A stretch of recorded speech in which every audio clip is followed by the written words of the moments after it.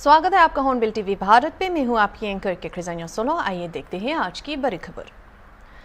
उत्तर प्रदेश के मुख्यमंत्री योगी आदित्यनाथ ने शाहाबाद कुरुक्षेत्र में एक रैली में बात की, जिसमें उन्होंने डबल इंजन सरकार की उपलब्धियों पर प्रकाश डाला, जिसमें अयोध्या के परिवर्तन और अनुच्छेद 370 को निरस्त करना शामिल था। उन्होंने हरियाणा के विकास की प्रशंसा की और नशीली दवाओं की व्यापार की निंदा की। उन्होंने हरि के संदेश पर जोर देते हुए प्रगति के प्रति सरकार की प्रतिबद्धता की पुष्टि की। रैली का उद्देश्य शासन और विकास पर ध्यान केंद्रित कराते हुए आगामी चुनावों से पहले समर्थन जुटाना है। डबल इंजन सरकार की ताकत क्या होती है, अयोध्या इसका उदाहरण है। और जम्मू कश्मीर में आतंकवाद की प्रतीक बन चुकी धारा 370 का हटना, उसका दफन हो जाना, यह उसका उदाहरण है। और इसीलिए मैं आज आप सबका आह्वान करने के लिए आया हूं। हरियाणा ने 10 वर्ष के अंदर हरियाणा ने डबल इंजन सरकार के नेतृत्व में कार्य को होते हुए एक अंजाम तक पहुंचते हुए देखा है। हाईवे का निर्माण, रेलवे की प्रगति, नए नए फ्लाईओवर और रोड ओवर ब्रिजेज बनना, नए नए औद्योगिक क्षेत्र का विकसित होना, युवाओं को बिना खर्ची और बिना पर्ची के नौकरी और रोजगार की सुविधा उपलब्ध हो जाना। और डबल इंजन सरकार तो उन महिषासुर और चंड और मुंड के लिए जगत जननी मां भगवती ही है, जो नशे के कारोबार में लिप्त हैं। बहनों और भाइयों, ये नशे के जो कारोबारी हैं, जो देश को निगल जाना चाहते हैं, युवाओं की जवानी को छीन रहे हैं, ये आज के चंड और मुंड हैं, ये महिषासुर हैं। और इसीलिए मैं आपका एहसास कराने के लिए आया हूं। हरियाणा, इसके दो औरतें हैं, हरिभूमि, अन्नदाता किसानों के परिश्रम का की पावन भूमि है, लेकिन हरि आना भी है कि ईश्वर को बार बार बुलाने का है। हरि का मतलब श्री कृष्ण से है, श्री विष्णु से है, श्री राम से है। राम को बार बार इस धरती में बुलाने के लिए ही इसका नाम हरि आना हो गया है, कि हरि बार बार आना है। दूसरी खबर की ओर चलते हैं, जहां गुजरात के अहमदाबाद में केंद्रीय गृह मंत्री ने आज स्कूली बच्चों और उनके अभिभावकों से बातचीत कर बराज प्राथमिक विद्यालय का उद्घाटन किया। कार्यक्रम के दौरान उन्होंने राष्ट्र के उज्ज्वल भविष्य को बढ़ावा देने में शिक्षा और सामुदायिक भागीदारी के महत्व पर जोर दिया। नई सुविधा का उद्देश्य शैक्षिक बुनियादी ढांचे में सुधार के लिए सरकार की प्रतिबद्धता को मजबूत कराते हुए स्थानीय छात्रों को शिक्षा प्रदान करना है।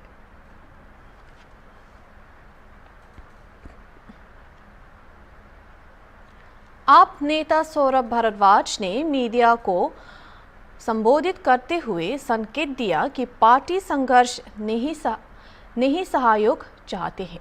उन्होंने 26 सितंबर को दिल्ली विधानसभा में लिए गए एक फैसले को याद किया, जिसमें सभी एएपी और भाजपा विधायकों और मंत्रियों को 3 अक्टूबर को दिल्ली एलजी से मिलाने के लिए बुलाया गया था।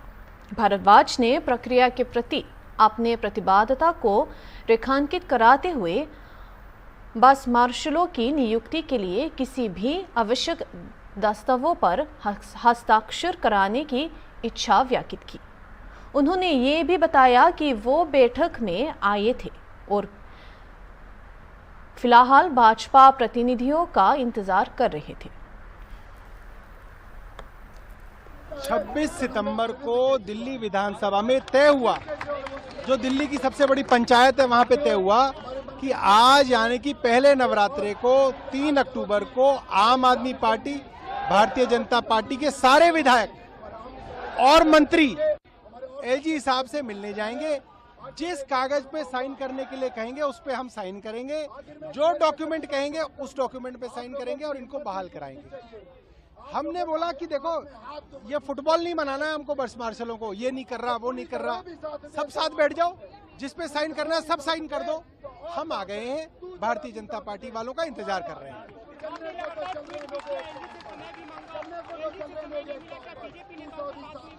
देखिए एलजी समय नहीं देंगे क्योंकि एलजी के मन में चोर है। एलजी साहब ने इन बस मार्शलों को निकाला है, इसलिए वो समय नहीं देंगे। समय देंगे तो वो एक्सपोज हो जाएंगे। बीजेपी के नेताओं से बात हुई, विजेंद्र गुप्ता भी क्योंकि उस प्रस्ताव का हिस्सा थे, क्या उनसे बातचीत हुई? क्यों आ रहे हैं? सारे के सारे भारतीय जनता पार्टी के विधायकों ने प्रस्ताव के अंदर हाथ उठा के वोट डाली है, तय बात थी। और वो जो रेजोल्यूशन पास हुआ वो हमने एलजी हाउस में भेजा, सबको मालूम है, लगातार वो वीडियो बना रहे हैं, उनको आना चाहिए। आज आप लोग अगर नहीं आते तो अकेले जाएंगे या यहाँ बैठे रहेंगे? नहीं, अभी उनका इंतजार करेंगे, अकेले कैसे जाएंगे भाई? एलजी तो उनका है, हमारी सरकार है, हम अपनी सरकार को लेके आ गए, जहां पे साइन करने करेंगे। बट हमने क्या कहा, हमारी सरकार है, सरकार की जिम्मेदारी हमारी, तुम्हारा एलजी है, एलजी की जिम्मेदारी तुम ले लो, जहां साइन करने हैं साइन करा लो, इनकी नौकरी मिल जाए। पटना में बिहार भाजपा अध्यक्ष दिलीप जायसवाल ने राज्य में चल रहे बाढ़ अपारा पर केंद्र सरकार की त्वरित प्रतिक्रिया पर प्रकाश डाला। उन्होंने कहा कि जैसे ही प्रधानमंत्री नरेंद्र मोदी को स्थिति की जानकारी हुई, बिहार के लिए एक महत्वपूर्ण वित्तीय पैकेज की घोषणा की गई। जायसवाल ने इस बात पर जोर दिया कि प्रधानमंत्री ने आश्वासन दिया कि भारत सरकार राज्य को उसके पुनर्प्राप्ति प्रयासों में सहायता के लिए सभी आवश्यक धन और संसाधन प्रदान करेगी। महात्मा गांधी जी के जन्म जयंती पर कल 2 अक्टूबर से जो है ये खादी का कपड़े का जो पहनना और उसको खरीदने का है एक प्रचलन चला आ रहा है, और सभी दिन हम लोगों को खादी का कपड़ा पहनकर खरीदना चाहिए, पहनना चाहिए। और गांधी जी का भी यही संदेश था। हम भारतवासी को गर्व करना चाहिए अपने खादी वस्त्र पर, और हमें लगता है कि धीरे धीरे युवा के अंदर भी अब ये आ रहा है कि हम खादी कपड़ा पहने, तो ये अपने देश के लिए बहुत ही अच्छा है और खादी हमारी शान है। वेस्टर्न ड्रेसेस के प्रति लोगों को ज़्यादा आकर्षित हो रहा है, तो ऐसे में खादी कैसे? नहीं, अभी बहुत फर्क पड़ा है। वेस्टर्न ड्रेसेज के प्रति विगत 5-6 वर्ष पहले ज़्यादा फैशन का ये आया था, लेकिन अभी आप देखते होंगे तो खादी का फैशन बढ़ता जा रहा है। बाढ़ को लेकर तेजस्वी यादव हो या फिर विपक्ष हो, राष्ट्रीय आपदा घोषित करने की बात की जा रही है। देखिए, आपने देखा कि माननीय श्री नरेंद्र मोदी जी जो हमारे भारत के लोकप्रिय प्रधानमंत्री हैं, उन्होंने जैसे ही देखा कि बाढ़ का आपदा बिहार में आया, तो आप देखें कि एक बहुत बड़ा पैकेज बिहार को जो है करीब 500 करोड़ से ऊपर का पैकेज जो है बिहार को मिला है। और माननीय प्रधानमंत्री जी ने कहा है कि बाढ़ के लिए जितने भी धनराशि साधन संसाधन की आवश्यकता होगी वो भारत सरकार बिहार को देगी। 2008 वही 6 लोगों को छोड़ दिया गया, उस फैसले को कैसे? देखिए, माननीय सर्वोच्च न्यायालय एक सर्वोच्च कानून की संस्था है, और सर्वोच्च न्यायालय के किसी भी न्याय पर टीका टिप्पणी नहीं किया जा सकता है। जो न्यायालय का फैसला हुआ है वो पूरा देश उसको जो है मानती है, इसलिए न्यायालय का फैसला है, हम उसको मानते हैं कि ये न्याय है। 2 अक्टूबर को गांधी जयंती के दिन जन स्वराज पार्टी का लॉन्चिंग हुआ, लेकिन उसी दिन वो शराबबंदी कानून को खत्म करने की बात कर रहे हैं। ये तो देखिए पूरा बिहार ने कल देख लिया कि महात्मा गांधी जी शराब को कभी पसंद नहीं करते थे, और शराब हमारे देश का कल्चर भी नहीं है। तो जो लोग शराब माफिया और शराब के ठेकेदारों के प्रभाव में आकर इस तरह की बात करते हैं, तो मैं उस पर कोई टिप्पणी नहीं करना चाहता। हाँ, वही शराब बेच करके जो है संस्कार बेच करके वो शिक्षा देना चाहते हैं, बहुत अच्छी बात। कांग्रेस नेता नागराज यादव ने विनायक दामोदर सावरकर पर कर्नाटका के मंत्री दिनेश गुंडूराव की टिप्पणियों को संबोधित कराते हुए कहा कि कांग्रेस व्यक्तिगत हमलों से बचते हैं। उन्होंने भारत के मूल्यों के प्रति राव के समर्पण पर जोर दिया और टिप्पणियों का राजनीतिकारक करने की प्रयास की और उसके लिए भाजपा की आलोचना की। यादव ने कहा कि जहां भाजपा सरकार के एजेंडों को बढ़ावा देती है, वही कांग्रेस महात्मा गांधी के सिद्धांतों पर पालन करती है। उन्होंने रेखांकित किया कि राव का संदेश पर आधारित था, जिसमें इस बात पर जोर दिया गया कि भारत सभी का है, चाहे वो किसी भी जाति या धर्म का हो। No question, Congress or Sidra or Dinesh Gundrao doesn't make any personal comments against anybody as such. He is a man with a lot of credentials to the state of Karnataka and India, and he is a former chief minister's son, and he believes in the secular fabrics of this country. This BJP is only making a political statement just to keep the things alive. Savarkar's matters are a totally different matter. Everybody knows that he was for a certain agenda of Hindu Rashtra as such. He's got his own agenda, and that is a different story. For BJP, that is a political agenda. For us, Mahatma Gandhi's agenda is an agenda for the country. To bring all... Rao said he used to eat beef. Mr. Jinnah also used to eat beef. Their agenda was fundamentalism, not like not like Mahatma Gandhi. No, that is a very deeper subject as such. What I'm saying that who is eating what is not a concern I want to say about this. BJP wants to find faults in all these things. BJP just want to find a fault in Dinesh Gundrao, all given point of a time as such.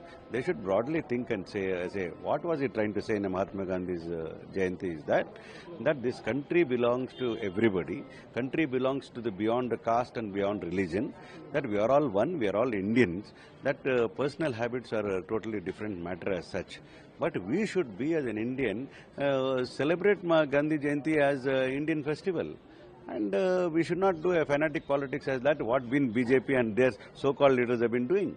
Hathras भागदार मामले में police chargesheet पर बचाव पक्ष के वकील AP Singh ने कहा कि नारायण सरकारहारी के साथ हुई दुर्भाग्यपूर्ण घटना से संबंधित मामले में 11 आरोपियों के खिलाफ 3200 पेज की चार्जशीट एक साजिश की तहत तैयार की गई है। सभी संबंधितों को 4 अक्टूबर को चार्जशीट की कॉपी मिलने के बाद कोर्ट की सुनवाई शुरू होगी। उन्होंने ये भी उम्मीद जताई कि मामले में सभी के लिए न्याय किया जाएगा।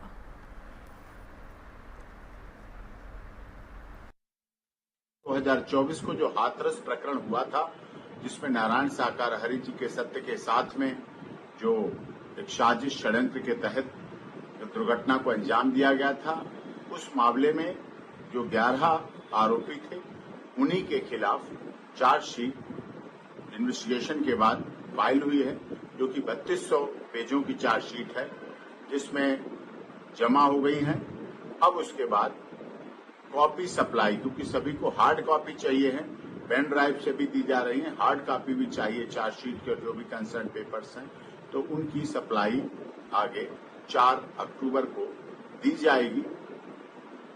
जो यूटीपी अलीगढ़ जेल से पेश हुए थे, उनको कॉपी सप्लाई की जाएगी और फिर उसके आगे प्रोसेस शुरू होगा। फिर उसके आगे केस प्रोसीडिंग शुरू होगी। कुछ लोगों की हाई कोर्ट में, ऑनरेबल हाई कोर्ट में बेल पेंडिंग है, वो अलग प्रोसेस है। यहाँ इन्वेस्टिगेशन कंप्लीट हो गई है। अब जो शिकायतकर्ता देव प्रकाश मधुकर की तरफ से दी गई थी, अब उस पर आगे इन्वेस्टिगेशन होकर आगे जांच हो और जो उसमें असली दोषी हैं उनके खिलाफ कार्रवाई हो, ये प्रोसेस शुरू होगा। क्योंकि एसआईटी की टीम में ये बात कही गई थी कि पहले ये सारा कुछ हो जाए, फिर यदि इस घटना में साजिश षड्यंत्र हुआ तो उस एंगल से भी जांच हो और उसके बाद उनके जो आरोपी हैं उनको भी गिरफ्तार किया जाए और उनके खिलाफ सारी जांच होकर प्रोसीडिंग हो और उन्हें दंड मिले।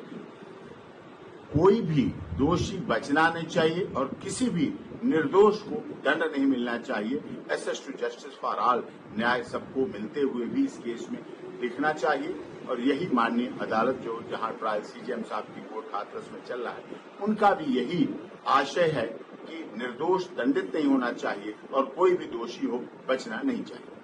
बहन मायावती जी, जो कि स्वयं उत्तर प्रदेश की 4 बार माननीय मुख्यमंत्री रहीं, उन्हें बिल्कुल उत्तर प्रदेश की जनता से प्यार नहीं, और वो आज भी लगातार नारायण साकार हरि जी मानव मंगल मिलन सद्भावना समागम के लिए हाथरस में जो दुखद घटना हुई उस पर जले पर नमक छिड़कने का काम कर रही हैं। उन्हें ना तो माननीय न्यायिक आयोग जो त्रिसदस्यीय जांच कर रहा है उस पर भरोसा, ना उत्तर प्रदेश की माननीय न्याय प्रणाली और माननीय अदालत पर भरोसा, ना एसआईटी पर भरोसा, ना उत्तर प्रदेश पुलिस पर भरोसा, ना किसी भी जांच एजेंसी पर भरोसा। लगातार नारायण साकार हरि जी को व्यक्तिगत रूप से बदनाम करने के लिए उन पर लांछन लगाती हैं, झूठे झूठे आरोप लगाती हैं, जबकि माननीय जांच एजेंसियां पूरी अच्छी तरह से कार्य कर रही। हमारे ही लोग 11 लोग अरेस्ट हुए और उन पर भी जले पर नमक छिड़क रही हैं। उन्हें किस तरह से इस बात की ईर्ष्या और जलन है कि कैसे एक दलित, शोषित, वंचित, पीड़ित, निचले समाज का व्यक्ति धर्म की बात करने लगा, कैसे मानव मंगल मिलन की बात करने लगा, कैसे मानव धर्म सत्यता की बात करने लगा, कैसे सत्य का साथ, कैसे धार्मिक बातें कैसे करने लगा। क्या धर्म किसी की ठेकेदारी है? उन्हें इस बात की बहुत ईर्ष्या है कि किस तरह से नारायण साकार हरि जी का बढ़ती लोकप्रियता पर आरोप लगाया जाए। उन्हें बताने फंसाने की बात करती हैं कि उन्हें क्यों नहीं फंसाया गया, जब वो 35-40 मिनट पहले घटनास्थल से जा चुके थे। किस तरह से उन पर इस तरह के आरोप लगा रही हैं, किस तरह से ऐसे मनगढ़ंत साजिश रची जा रही है सनातन धर्म को बदनाम करने की, उत्तर प्रदेश सरकार को बदनाम करने की, जांच एजेंसियों को बदनाम करने की, न्यायिक आयोग को, माननीय न्यायिक आयोग को बदनाम करने की और हमारे कानून के सिस्टम को बदनाम करने। आपको किसी पर भरोसा नहीं, आप किसी पर भरोसा नहीं रखना चाहती हैं। आप अपने केसों की जांच करवाइए, आप अपने केसों की बात कीजिए, जो आप पर व्यक्तिगत लगे हुए हैं आप उनकी बात करें तो अच्छा लगता है। नारायण साकार हरि जी मानव मंगल मिलन सद्भावना समागम को जैसे है वैसे छोड़ दीजिए, रहने दीजिए। जो न्यायिक जांच एजेंसियां कर रही, हमने अपने लोगों को 121 लोगों की मौत को देखा है, वो हमारे थे। आपने उन्हें राहत सामग्री तो 1 रुपए देने की नहीं सोची, सहयोग तो करने के लिए उनके लिए कुछ नहीं सोचा, उनके किसी परिवार के व्यक्ति को नौकरी की तो बात नहीं सोची, उनकी आर्थिक मदद की तो बात नहीं सोची। वो तो माननीय भारत सरकार और माननीय उत्तर प्रदेश सरकार और सभी कर रहे हैं, अच्छी तरह कर रहे हैं। आपको इस बात से परेशानी है कैसे वो लोग फिर से खड़े हो गए, कैसे फिर से, जब चार्जशीट 3200 पेज की चार्जशीट पढ़ी, आपने पढ़ी है 3200 पेज की चार्जशीट, अभी कॉपी सप्लाई तक नहीं हुई है और आपने खबरों पर खबरें लेकर के किया है। ये दुखद है। उन्हें अपनी बात ट्विटर और अपने मैसेजेस को वापस लेना चाहिए।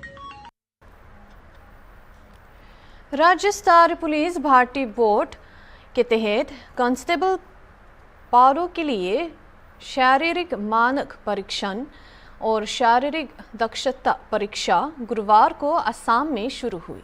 हालांकि कचार जिले के सिलचार पुलिस परेड ग्राउंड में परीक्षा खराब मौसम और खराब ज़मीनी स्थिति के कारण स्थगित कर दी गई, जिससे लगभग 500 महिला उम्मीदवार प्रभावित हुए, जो अब 10 नवंबर को परीक्षा देंगे। एएसपी कचार नुमल महाता ने पुष्टि की कि परीक्षा जारी रहेंगे। 1 महीने से अधिक समय में कुल लगभग 20,000 से ऊपर उम्मीदवार पारों के लिए प्रतिस्पर्धा कर रहे हैं।